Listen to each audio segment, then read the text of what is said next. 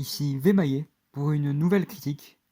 Et donc aujourd'hui, je vais vous parler du film Birds of Prey, qui est un film très récent, puisqu'il est sorti le 5 février, ce mercredi-là, en France, si je ne me trompe pas. Et donc c'est une sorte de suite de Suicide Squad, mais un peu bizarrement fait, dans laquelle on retrouve donc Harley Quinn avec de nouvelles associées. C'est donc à dire René Montoya, Black Canary, Blind Helens, Huntress, donc Elena Bertinelli, et Casey Kane, Tiffy. Et en gros, un méchant, Black Mage, joué par Erwan McGregor, donc l'acteur d'Obi-Wan Kenobi. Et aussi son associé Victor Zez. Donc je sais que le film a reçu pas mal de critiques négatives, j'en ai déjà entendu beaucoup. Mais pour moi, ce film est vraiment bien. Et ma critique sera plutôt positive. Plutôt vraiment positive par rapport aux autres. Je suis pas vraiment d'accord sur quelques points avec eux, même si je me rapproche un peu d'eux sur quelques autres points. Mais bon, c'est un film à critique qui va manier pas mal de polémiques, mais pas grave. C'est un film 100% féministe presque. Et il est bien intéressant. Donc bien sûr, ça va être une critique avec spoil. Donc comme d'habitude, passez la vidéo si vous voulez pas être spoil. Et sinon, restez et on va pouvoir donc commencer avec un début assez spécial, puisque c'est donc à la Deadpool vraiment. Elle casse le quatrième mur et elle nous parle donc d'elle-même, elle nous parle à nous dans l'histoire, de sa rupture avec Joker, de comment elle l'a vécu. C'est tout à fait ça le début. De comment elle a retrouvé sa joie de vivre, comment elle a retrouvé même sa rencontre avec sa hyène, donc nommé Bruce, comme dans les comics, en honneur de Bruce Wayne, je crois bien. C'est ce qu'elle dit dans le film, mais pour les comics, je suis pas certain. Et c'est à peu près ça. Elle connaît le méchant Black Mask, Roman Sionis, depuis le début du film, parce elle fait partie de son club et elle le connaît parce elle va souvent dans son club et elle fait des conneries dedans, quoi, comme Harley Quinn, quoi. Et à chaque fois, dans le film, tout le long du film, ça va être elle qui va nous raconter son histoire. Et à chaque fois, elle va nous ramener un personnage et expliquer les choses.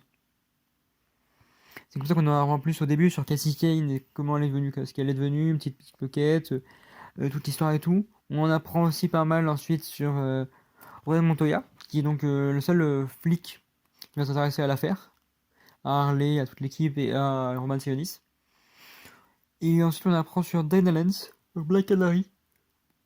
On voit d'ailleurs qu'il y a une rencontre déjà auparavant entre elle et Ronan Montoya et elle et Cassie Kane.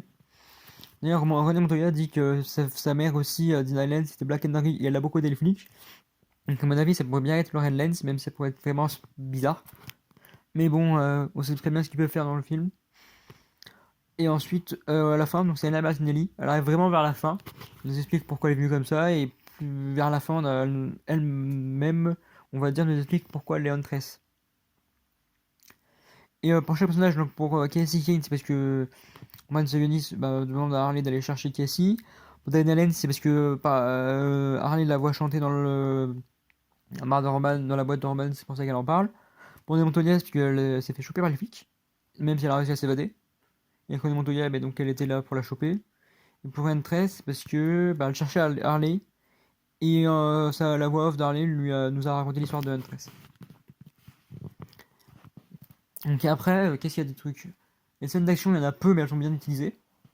L'humour aussi est pas mal. La place de la femme aussi, parce que Harley Quinn dans Suicide Squad, c'est un rang objet, elle fait juste pour être là, pour être sexy, elle se peut pas vraiment, c'est de l'amour.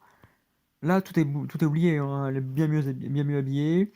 Elle veut tout oublier que le Joker, elle va jusqu'à faire détruire Ace Chemical, c'est là où ils se sont rencontrés. Là, on va dire, elle est devenue Harley Quinn en plongeant la queue avec le Joker. Ensuite, elle vient même sans collier. C'est pour ça qu'on est Montoya découvre que c'est elle. Et c'est comme ça aussi que Black Mask va se prendre à elle parce que y a plus personne pour elle. Et Dinah va l'aider un peu et elle va même devenir chauffeur de Black Mask jusqu'à le trahir. Désolé. Et c'est vraiment intéressant de voir tous ces personnages-là se battre. On voit aussi que Harley a un cœur et qu'elle peut protéger Cassie Kane. On la voit se battre un tout petit peu. Et c'est pas mal les scènes de combat. D'ailleurs, à la toute fin, il y a une scène magistrale où toutes les filles sont au même endroit parce que Harley avait donné un endroit pour piéger Roman. Mais c'est Diana qui arrive avant avec Roman. Et d'ailleurs, N13 tue Roman, c'était Zaz parce que celui-là était lors de la tuerie des Bertinelli qui a rendu Elena méchante, ouais, qui est devenue N13. Et il y a René aussi qui arrive. Elle commence à se battre avec Harley et tout. Puis après, vu qu'ils savent vu que Zaz apprend à Sionis que Daedalus l'a failli. Sionis prend son masque et va venir en tant que Black Mask avec tous les plus grands méchants de la ville. D'ailleurs, l'endroit où il se trouve, c'est une sorte de parc d'attraction où il y a tous les objets d'Harley. C'est-à-dire que René Montoya va prendre un t-shirt d'Harley pour s'habiller. Dinah, bah, rien, une badge, je crois. Harley, elle a son sorte de marteau. Qui est même un point américain aussi pour René Montoya, je crois, ou pour Dinah. Qui a Siken, elle a eu des bombes, elle a pris des grenades. Et Anna McNally, bah, elle a ce qu'il faut, son arbalète, quoi. Donc toutes les filles vont se battre toutes ensemble, menées par Harley Quinn en leader, qui va leur expliquer que Roman Sionis, ça va tous après elle, et donc elles doivent se battre pour gagner. Et pour protéger Cassie Kane, parce que Cassie avait en fait avalé l'élément principal du film, donc qui est une pierre précieuse que Black Mask voulait.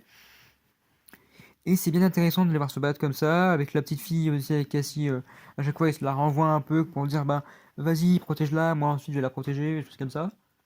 Il y a pas mal de scènes entre Elena et Daniel Lenz, entre Dinah et René, entre Harley et Elena. Et on les voit bien se battre, des choses comme ça. Harley aussi, elle utilise des patins qu'elle a mis en 2 secondes. D'ailleurs, il y a une blague de Daniel Lenz à Elena qui lui demande mais comment ça se fait qu'elle a pu changer aussi vite. Ensuite, Black Mask va quand même réussir à capturer la petite. Parce qu'il y a trop de monde et que les filles allaient se faire. Elles allaient être trop pour les filles. Donc, Black Canary va utiliser enfin son cri et Harley va foncer pour rattraper, grâce au cri, la bagnole de Sionis. Il y aura même des moments où Elena va l'aider, elle va la capter, elle va se battre. Jusqu'à ce que Sionis, à la fin, il essaye de tuer la petite.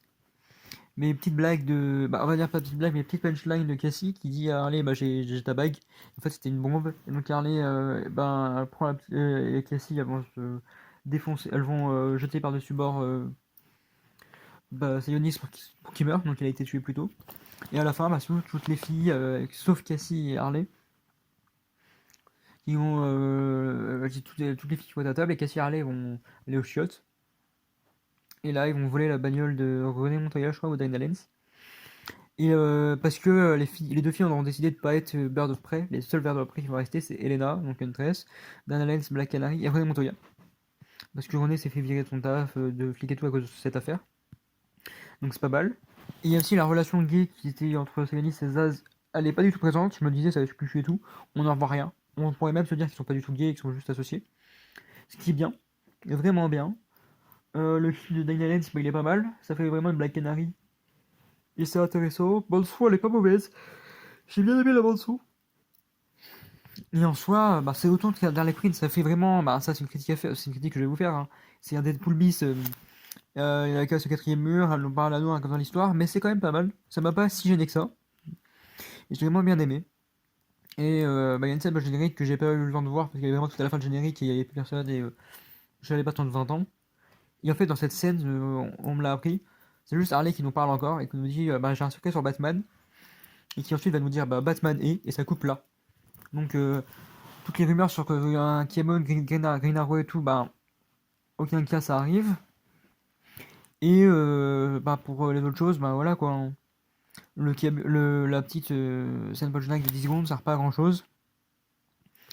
Et parce que en caméo, on n'a pas vraiment le Joker parce qu'on a qu'une silhouette.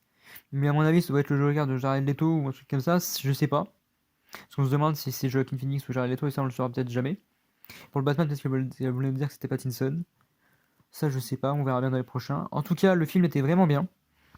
Bien différent des Suicide Squad avec une Harley bien plus développée. Chaque fois, j'ai bien développé. Bien intéressant et j'ai bien aimé voir ça. D'ailleurs, j'aurais peut-être voulu avoir plus de scènes de combat. On a même la tenue Harlequin, je me trompe pas. Elle en parle même de la Harlequin, parce que c'est elle-même un Harlequin, de base, de comics.